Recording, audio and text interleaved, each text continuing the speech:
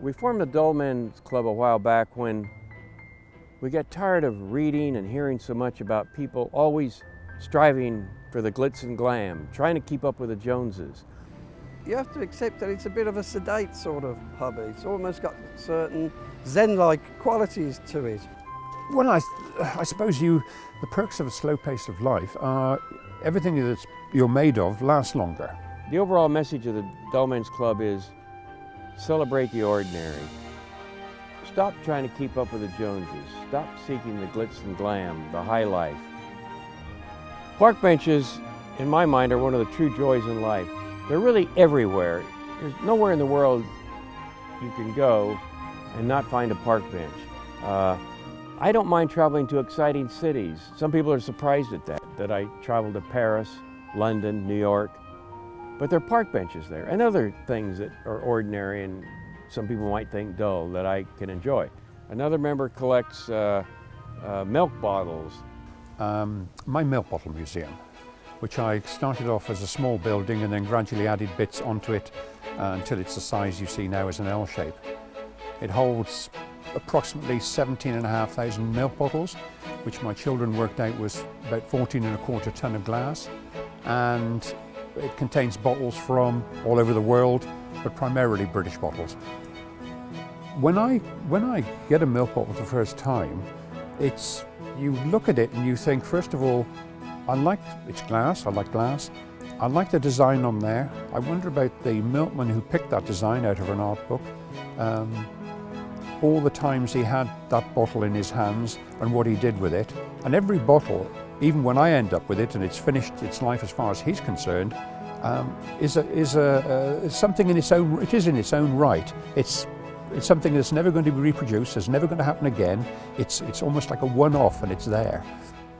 There's so many things we can do to celebrate the ordinary. The Roundabout Appreciation Society came about roundabout in 2003.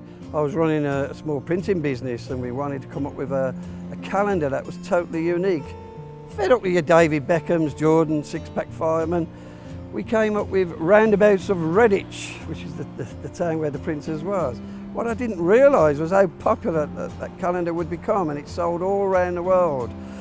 And that spawned, eventually, the best of British roundabouts, is why I'm here today, to capture this beautiful island. To define a roundabout, they come in many guises.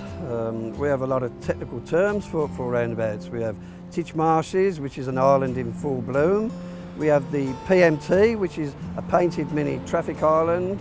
We have double curbers, red ringers, Greek islands, geek islanders. We have a whole glossary of terms. So if you want to join our society, you'll learn all about these terms. I think the thing with roundabouts, our society now is making people look at these roundabouts in a different light. They've been in front of us all our driving lives. And I think we need to just take a step back and just go round the roundabout twice, slowly. Why not? Make yourself a beautiful day by doing that.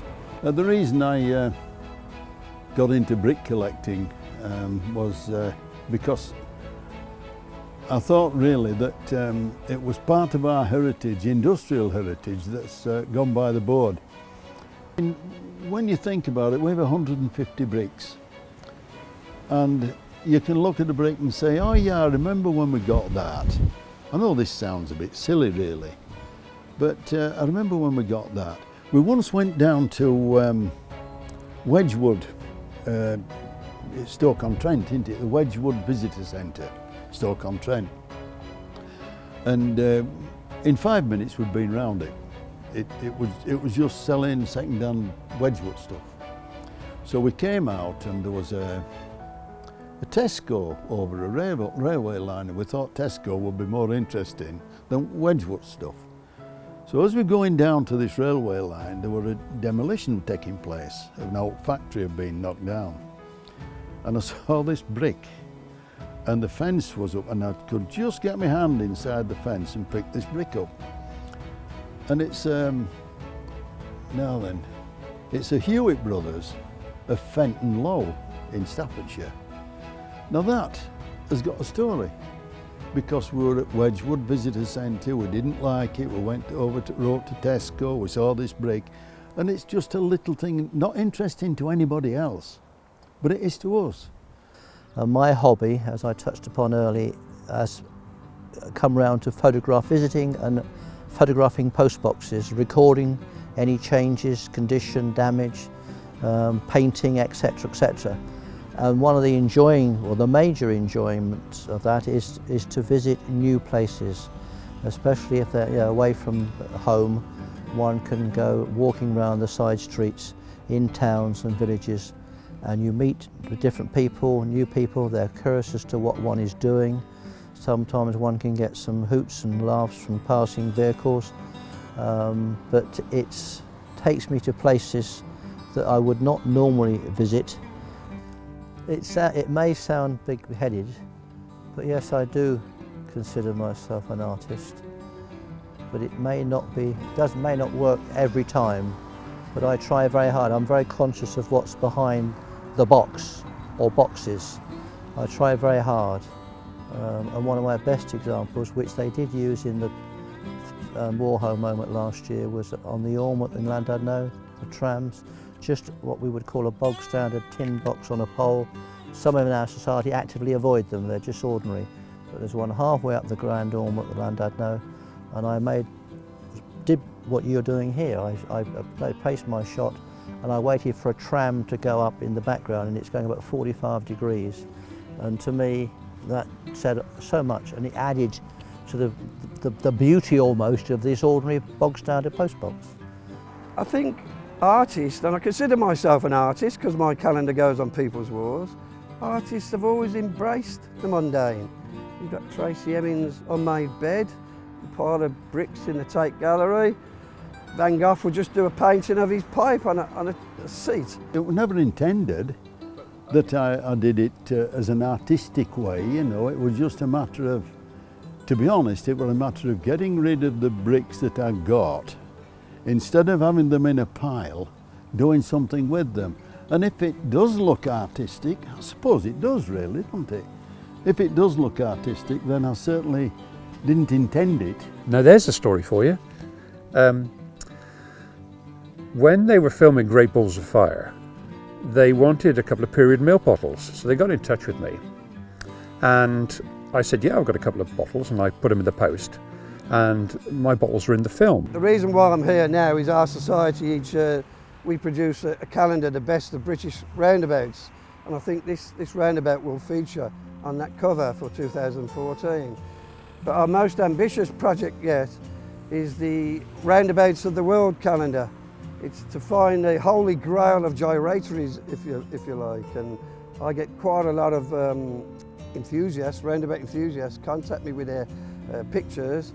So I've got at least 12 good shots of global roundabouts, global gyratories, and we're really excited about that for the future. People often ask us, is this Dull Men's Club, is it a movement? No, it's not a movement. We like to stay put. People also ask us, is the Dull Men's Club one of these 12-step programs? No, 12-step programs try to get people to change their behavior. The Dull Men's Club is a 2-step program. We admit we're dull, and we're going to keep it that way. I like to see a roundabout as an oasis on a sea of tarmac. I think they lift our sagging spirits on long, tiresome journeys with their infinite variety of colour and creativeness. Yeah, bricks are a throwaway by people. When demolition takes place, there are still lots of bricks that are left lying about on the ground that nobody wants. So yeah, they are throwaway. But we live in a throwaway world, don't we really? And someone comes along like me and picks it up and makes something of it. And this is dull as well, I expect, is if you actually, on a serious note, think that tomorrow was the last day of your life, whether you're going to the electric chair or you're going to die or what have you, you think how sharp a blade of grass is, or how nice it is to feel the breeze. You don't think about the breeze or the sun which goes in and out and affects your cameraman. You don't think about black grass or pebbles or shells in there you've hidden for the grandchildren. All that just, you ignore it and you pass it by.